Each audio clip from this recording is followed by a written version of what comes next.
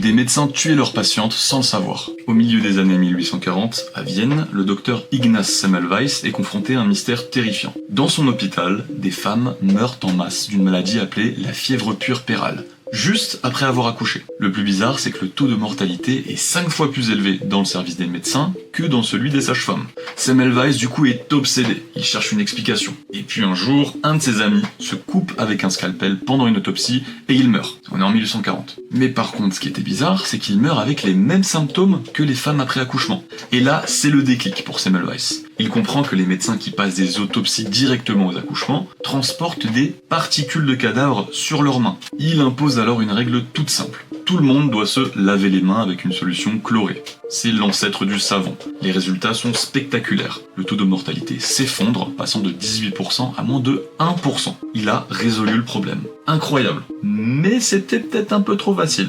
Effectivement, la communauté médicale de l'époque refuse de le croire. Les mecs se sont sentis insultés. L'idée que les mains d'un gentleman puissent être sales et transmettre la mort était impensable. Semmelweis a été ridiculisé, renvoyé et a fini par sombrer dans la folie. Il faudra attendre les travaux de Louis Pasteur sur les microbes des décennies plus tard pour que cela soit accepté. Et ironiquement, Semmelweis est mort dans un asile d'une infection. La même chose qu'il avait passé toute sa vie à combattre.